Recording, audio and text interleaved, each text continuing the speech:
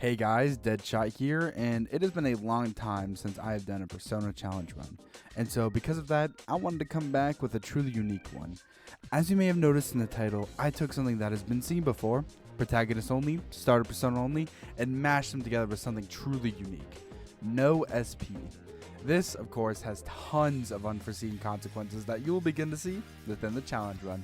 So, without further ado, can I beat the easiest Persona game under these ridiculous restrictions? Starting the challenge run, I demonstrate my laughable stream experience by setting up mods for 40 minutes. Then, afterwards, I name myself what you should do if you like Persona and SMTV challenge runs. Come on guys, I mean, if you hit the funny little red button, I might just make money from doing this, and that would be pretty awesome. Anyways, after chilling out, I get my last Persona. Am I right, guys? And using it, I proceed to demonstrate the fact that you can't lose the Awakening fight. So, hey, better than losing a challenge run to it. And since I don't lose the run on the first fight, you already know that means that I lose it on the second one. And the third one. And just to really seal the deal, the fourth one too. Anyways, we all know that tutorial fights don't count, so we can just move on to the real action. Tartarus, specifically gaining XP, as well as the first floor boss that we encounter, both are going to be very difficult. One, due to limited resources, and the other extending off of that due to the low XP amounts. Problem number one is solved through a lot of running and copious amounts of healing items, but then that leads in the other major one. I literally have no skills. My current options include Bash, Power Slash, Single Shot, and the magnum opus of the early game, Holy Arrow. You see, for some reason, despite being a rank 2 skill, this one is able to come from Sword 1 cards, and let's just say this is a godsend, dealing around 30% more damage than the other counterparts I have now, and on top of that, it has a 30% chance to charm, which will end up sealing the deal for this fight. There are two things I can really do, which is click Holy Arrow and heal, but there are some variants in the results of Holy Arrow. Of course, I can get a crit, deal extra damage, and gain an additional turn, but the other effect is the one that I am truly looking for. Charming the boss makes it unable to be able to attack for 3 turns, and instead it will attack its ally, while I also focus on them.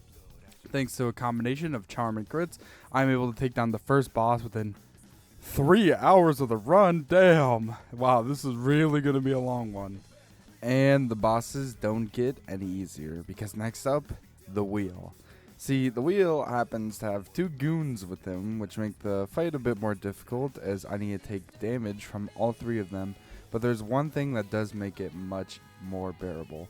Thanks to the Mazio gems that we do end up getting pretty early, we have a pretty solid amount of group damage, making both the hands vulnerable to either a Holy Arrow or a hit from the Charmed Wheel boss. So, as long as we don't get crit, we take down the fight relatively easily. And now, we have a total roadblock. Going into the next boss, the Swift Axle, we have some major problems when it comes to taking down the boss. First of all, the only non-resisted attack we have against the boss is Holy Arrow, which is fine because that's the strategy I wanted to use anyway, but it does limit options for crits. And speaking of knocking him down, our only option would have been those Mazio gems that we desperately needed in order to beat that large group of enemies. So, on top of those restrictions, and our only healing option being muscle drinks, which they do heal by 150 health, but they have a 20% chance to poison, and if we do get poisoned, the run is over. Keep in mind, I also need to heal after just 2 attacks from the boss, and that's without it using Tarakaja or any of the heavy physical skills. So, at this part of the run, it is clear that we need to grind. And of course, I have one goal in mind. You see, by fusing 2 persona of the same arcana together, we end up getting another full persona, and there happens to be 2 that you have access to in the early game. Slime, which you get at level 12, and Legion, which you can get at a staggering level 26. But, thanks to all the levels required to fuse it, I can get some of the skills from personas that I want onto Orpheus. Mainly, Zankoken for crit rate boost and auto Tarakaja, Archangel for apt pupil, Yamato no Orochi for single target boost, and finally Take Minazuchi for Getsui.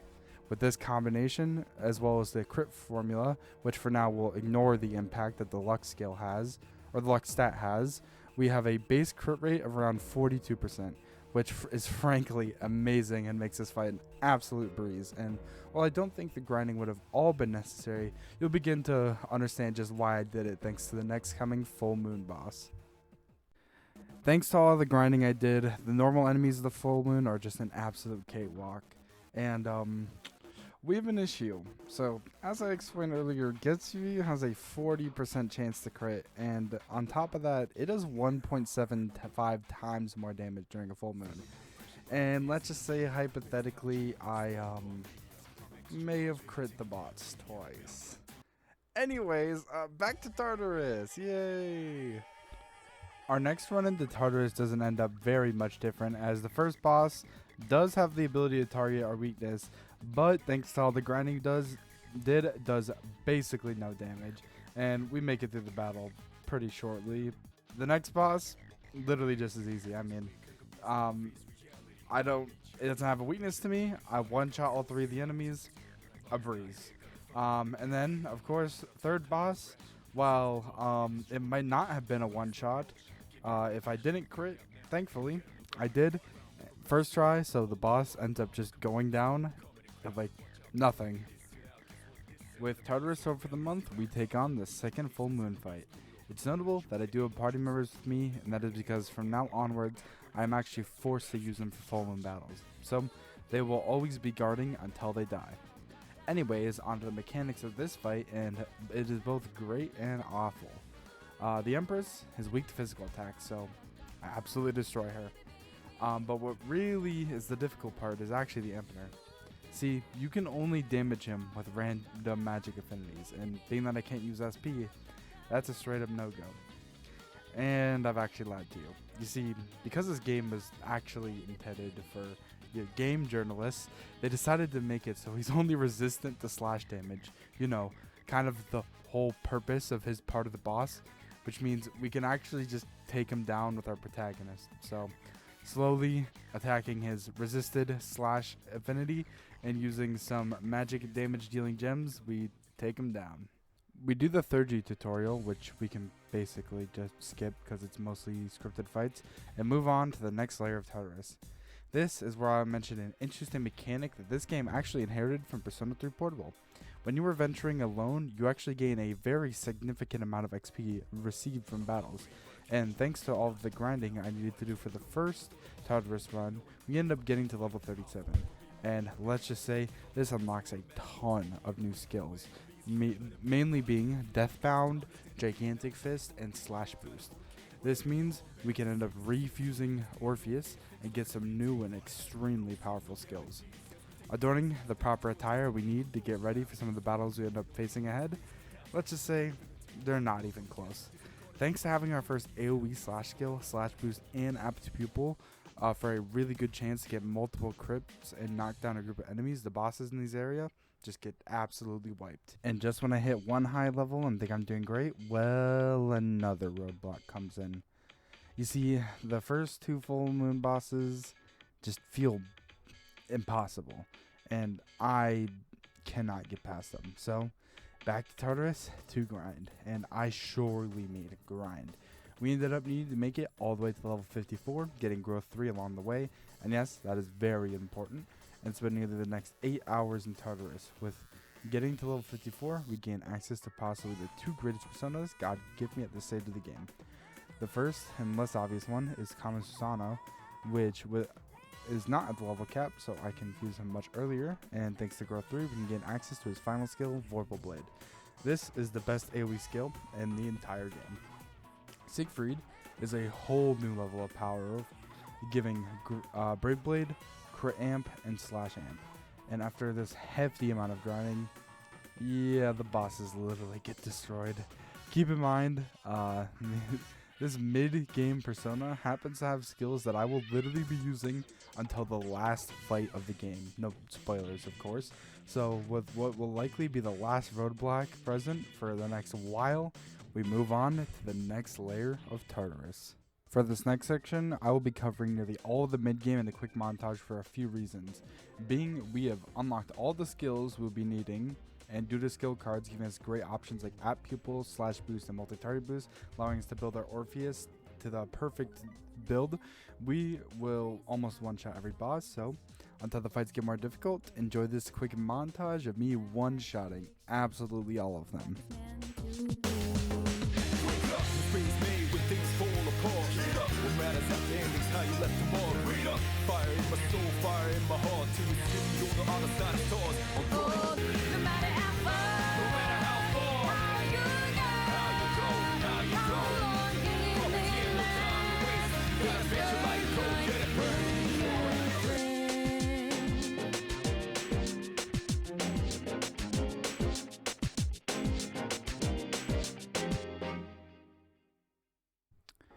And yes, I did skip 2 blocks Tartarus, but I just wanted to get to much more interesting fights. And yeah, this means we are on to the last 2 trips to the Tartarus.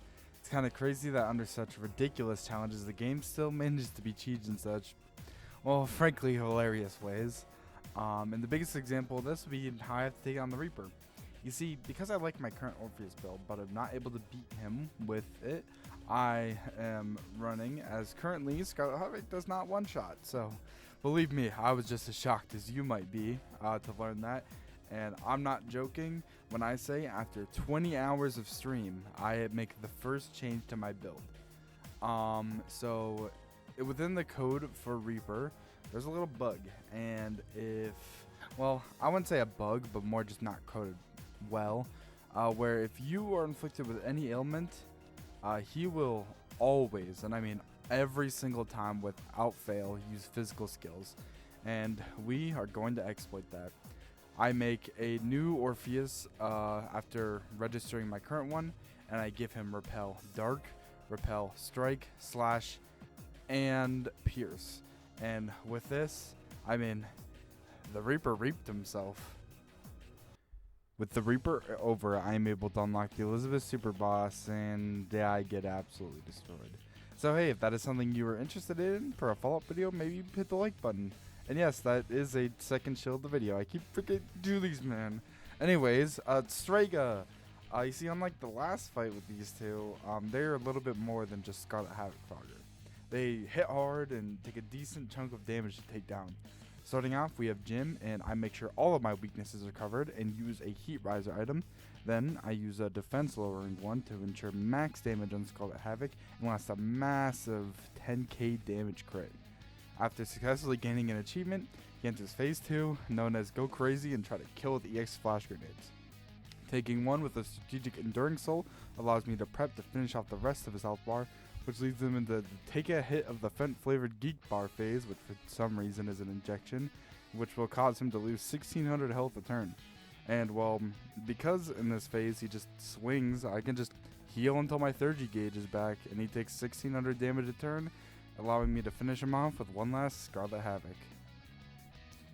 Takaya, pretty much the same story. Buff up, deal big damage, take a lot of damage, and then get to the phase shift where he clicks 30G, we tank it with Enduring Soul, and then we show him what a real 30G looks like.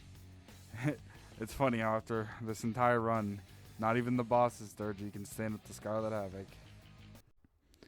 And now, the final battle of the game, Nyx. And she is a tough one, but I have come more than well prepared for the fight.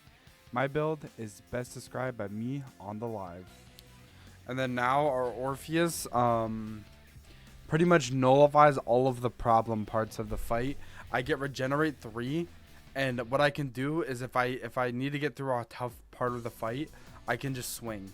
Lose no health, gain a little bit. If I need to slowly crawl through the fight, fine by me. At the end of the day, all that matters is that I win. And the fight is on. Phase after phase, we slowly make our way through health bars by clicking healing, buffs, and Brave Blade in order to slowly make our way through the fight. Thanks to all the absorb skills I've used on the Orpheus, lots of the difficulty involved in taking damage gets pretty much nullified. And after slowly pushing into the last phase, we end the fight in the same way we lived it. Scarlet Havoc. And with the end of the next battle, we use a different persona for the 3rd time in order to cast the Great Seal and finish the game. I want to thank you all for coming this far into the video, and to any of you who have subscribed, it means the world to me. to be able to make YouTube videos on the passions that I enjoy. I have plenty more Persona and SMT challenge runs planned for the future, and I'm going to be starting one as soon as this video goes live. So, if you enjoy seeing difficult runs of ATLUS games, consider subscribing. Anyways, I hope you all have a great day, and I will see you all next time.